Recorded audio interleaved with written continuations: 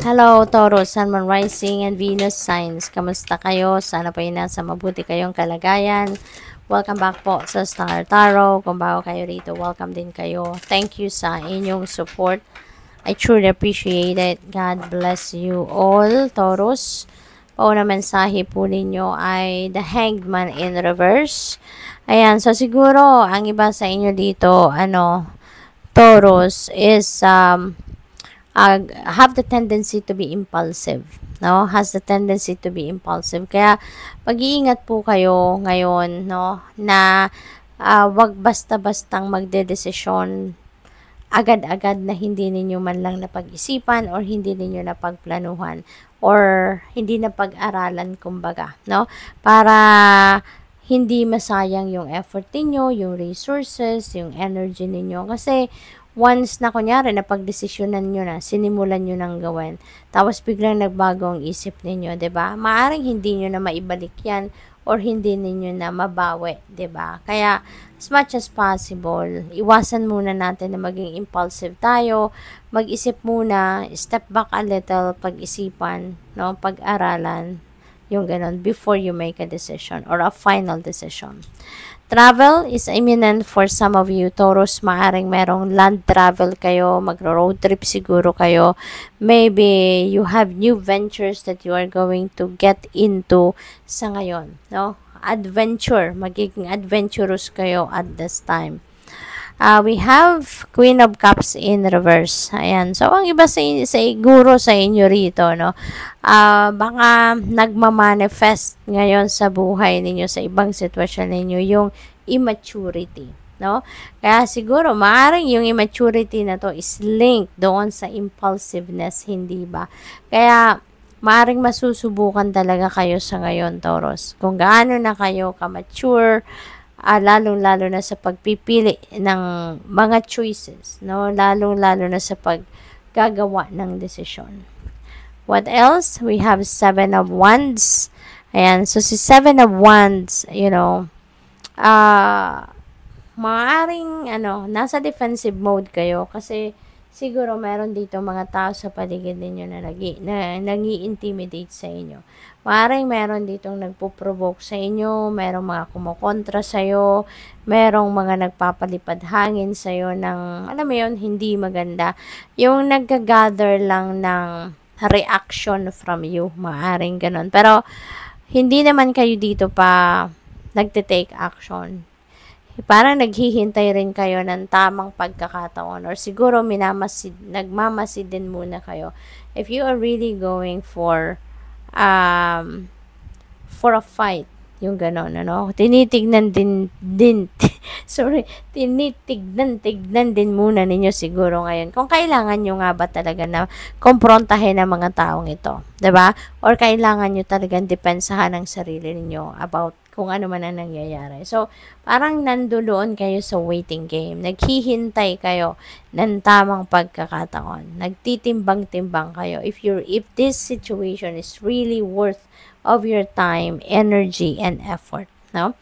So, yun lang ang kung may ganun man sitwasyon sa inyo dito, just stand your ground. Stand for what you believe in. Focus lang muna kayo sa inyong sarili.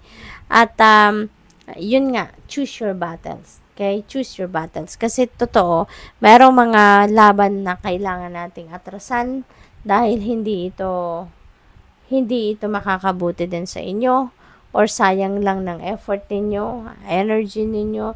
Meron ding mga laban na kailangan nating harapin head on. No? So, use your own judgment and discernment dyan sa sitwasyon. We have Page of Swords. Ayan, merong mga impormasyon, balita, or kung ano pang mga chismis siguro ang maaring dumating sa inyo rito. Probably, no? Kaya kayo naghihintay dito ng tamang pagkakataon kasi maaring pinag-uusapan ka. Maaring merong nagchichismis sa iyo rito, no? At maaring meron ding may mga loyalist ka din, ano, na maaaring maghahatid sa inyo ng kwento na si ganito pinagchichismisan ka or si ganito gumagawa ng fake news sa'yo. So, maaaring may mga ganong ganap dito for some of you, no? So, be patient, okay? Taurus, maging pasensyoso at pasensyosa muna kayo. Huwag muna kayong susugod agad-agad. Alright? Pag-isipan mabuti, huwag kayong maging impulsive kasi baka pagsisihan nyo lang yan, no? Ma-stress lang kayo lalo. Kaya pag-isipan mabuti. Maging wais kayo sa pagpipili, no, ng inyong magiging desisyon. Mentally or emotionally overwhelmed kayo. This could be related to work. This could be related to family. This could be related to this situation. No, feeling ko dito work situation yan eh. Baka maaring maraming naiinggit sa'yo. Kaya wag mo namang muna silang pansinin. Hanggang safe ka naman, yung integrity mo, yung safety mo, yung dignity mo, hindi naman nagagalaw, hindi naman nasisira, then as much as possible, standby ka lang, no? Focus on yourself. No? Tignan ninyo, use your own judgment dito sa inyong sitwasyon. Pero wag mong hahayaan na matalo ka, 'di ba? Kasi parang kung ikaw ay masyadong maaapektuhan in a negative way, so parang talo ka dyan, 'di ba? Kaya tignan mo mong mabuti ang inyong sitwasyon. Kung hindi naman worth your time and effort na pag-isipan pa yan, pansinin pa yan, maka-stress ka, magka-anxiety ka pa, ma-drain ka pa, yung energy mo, ma-deplete na kakaisip sa sitwasyon na to, talong-talo ka dyan, Taurus, no? Isipin mo yung sarili mo. Isipin mo yung kung ano ang makakabuti para sa'yo. The more na, kunyari, nangi-intimidate lang ang mga yan, gumagawa ng kwento, gumagawa ng mga paninira sa'yo. Kung papatulan mo sila, di tuwang-tuwa sila, hindi ba? Kasi effective yung strategy nilang inisin ka, asarin ka, awayin ka, hindi ba? Kaya, mag-isip kang mabuti. Okay? Use your own judgment and discernment. Use your intuition. Okay? Para nang sa gayon, magabayan ka ng universe kung ano nararapat mong gawin. So, for now, kung ganito na nangyayari, pagod ka na, drained ka na, nai-stress ka na, atras ka muna. Okay? Pahinga ka. Anuhin mo muna, sikasuhin mo muna ang inyong kalusugan, ang inyong well-being, okay? Para nang sa gayon, mas makapag-isip ka ng maayos, mas makakapag-desisyon ka ng maayos, okay? What else? We have transform. Ayan, so this could be personal transformation. Baka ito yung kailangan mo. Baka may kailangan kang baguhin sa inyong perspective, sa inyong attitude, sa inyong behavior. Yun yung ganon, no? What else? We have retreat. Ito, kailangan mo din ito para makapagpahinga ka, para makapag-release ka ng tension sa katawan, makapag-release ka ng mga negativity, no? Sa inyong sarili, sa isip, sa puso, sa energy field ninyo. Kailangan ninyo mag-retreat.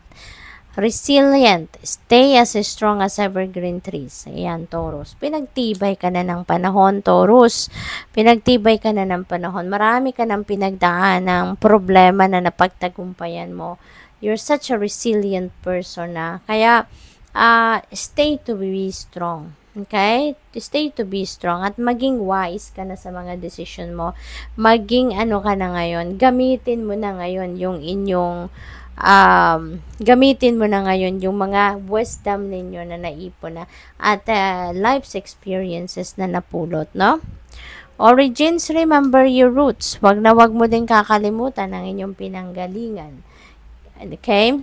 Ano man ang marating natin sa buhay, ano man ang maging estado ninyo sa buhay, always remember your roots. Always remember kung saan kayo nanggaling. Huwag kayong makakalimot. Good luck. Thank you for watching. Love and light. Namaste.